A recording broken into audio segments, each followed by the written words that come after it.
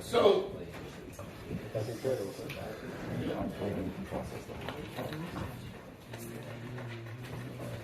my father, I'm the son, comes to 770 every day. He's a Talmud of Shlomo Chaim Kesselman in Lud in the yeshiva in the 1950s. I want to share with you a story because it's Yom Haledes, our Yom Haledes, but it's more to get to Bacharim, because we're already old geezers. You guys are fresh chickens and the future. So this is more relevant to you and your Chaveirim than to me. I wish it would be relevant to me. In Lud, in the 1950s, many of the Bacharim were not from the Babbager homes. If you wanted to give you two examples of names you should recognize.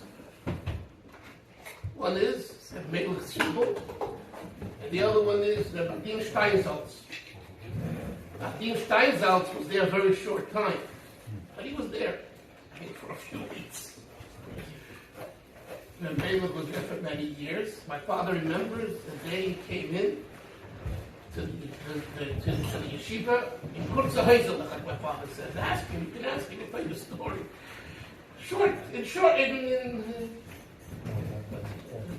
pants, Kurza Hazel, shorts. And everyone knows what type of yid he became, and right? So the atmosphere in Lud was such, the time was after the Holocaust, and it was a whole different culture. And the Mashpiyim and the Mashgichim and the Rosh Yeshiva, they dedicated themselves really to the Bacharim. So my father came when he was 13 years old. Melech came, I think, also at 11, 12, 13, young boys. And as they grew, and they came to the Shlomo Chaim, and he worked with them, and they became the Babbager Bacharim. So he tells me at one Fabrengen for his Yom Haledes. I don't know, it was probably, I don't think it was special Fabrengen. They didn't make Fabrengen for Yom Haledes then, but it was probably next, close to Yom Haledes, something like that.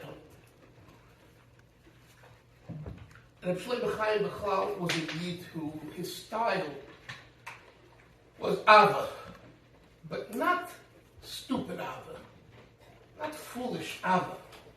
Not like, give me hugs. Today we're doing hugs. You have to have a hug. If you don't hug someone, what kind of father are you? What kind of parent you are? You must hug. And believe me, hugging is important in the right context. Oh, if it's fake Zeit, that's not Chassidus. Ava is Chassidus. What's Ava? Why is Ava Chassidus?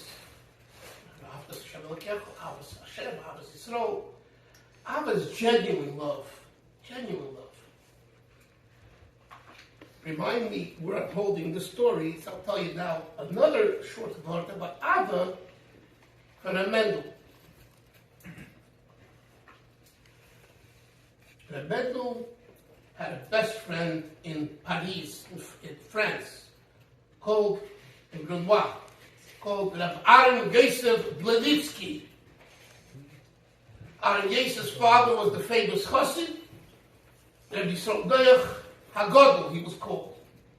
He lived, I believe, 100 years. He passed away, I believe, in Ben Gimel, 1983. His son was Aron Yosef. Rabbi Aron Yosef was a quiet, unassuming man with a big heart and a good verstanden about Chassidus. I heard from my Shver Ovashon that his father, Reb Zalman Sankransky, Reb Zalman, was a Chavrusa Chassidus with Aron Yosef, and they used to eat each other up like dogs and cats. They streiten sich aber stickel, aber nur gut Teire.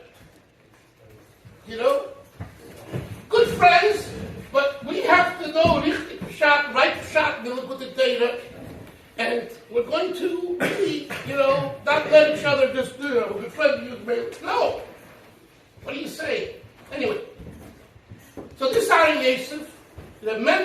father was also a very good friend of his, maybe a best friend. He comes over and Mendel to the Kvarchabader, and he was living there years later, and comes over to, I forget who, the one who told me this, the person who told me this, I forget who. And he says, Dogs Geld, he gives him money, buy a ticket, jetzt, now, and go to Paris, go to Boudoir, take a flight, and go see Aron Yosef and give him a hug, and come back. He says, and then, I'm ready to do it, but what's the shot?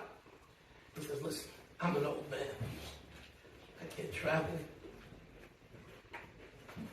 Same thing happened with his sister, Salomon's wife, Bracha, came to my house in 1988 or 87. And one night, I say to Mendel, why do you want to come here? The door is open. But every year you come to San Francisco for a right to raise money, and you come in the morning, you leave at night, because there were shvacha givers over there in the Bay Area. So why this year you come in? You ask me to say this, I'll tell you why. He says, I have a sister, her name is Bracha Sarabransky. She lives in Melbourne, Australia. She nudges me to come see her. I don't have the money, I don't have the energy, and I don't have the time. So at least I'm going to be Yaitza by going to her granddaughter. That's why he came to stay over, to be Yaitza for his sister. So anyway, Mendel says to this Bocher, to this young man, Bocher, to go to Frankfurt, to go to Benoit. Aron Yosef says, is my tightest chava. He's my dearest chava, dearest friend. I don't have the koyach to go there. I just don't have it. But I have to give him a hug. Because I love him so much. I'm sending you to go there to give him a hug. That's a Chassidish hug. That's Abbas Yisrael. You take from your money, and believe me, Mendel was no wealthy man, and you give out the money, and the day to give your chaver, you make Kedem from youth a hug. You understand? Elechayim. To be with them for a few hours and then come back. So, the Shlomo Chaim, going back to the first story, the Shlomo Chaim was that type of a mashpia. He would call a bacha, let's say your name is Noskin, he would call you Noske. Noskin. Noske. My father is Aron. Aron. Aron is in it. He used that. There's a word in English, I forget now the word. He used that. He was very psychologically smart. He was like the best Chabad psychologist mashpia in 200 years. Guaranteed. Guaranteed. Maybe one day one of you will become. But this man was so clever, and he used Ava to catch the bacher. I'll give you an example. You've heard of a Yid, Moshe Naparstik. There's a family, Lubavitch Naparstik. Please forgive me if I say a name of someone here is related. I don't mean Kashov, Klichak, and Zich on anybody, so please forgive me 10 times, okay? I'm not saying anything I think terrible, but nevertheless, I've always say something, and it's not exactly what you want to hear about your relative or your grandfather, so I'm asking for forgiveness from the beginning. Anyway, so Moshe Naparstik, the Moshe Naparstik, who became later the Mashpia after the Shlomo Chaim over there in the Chabad, one of the Mashpia.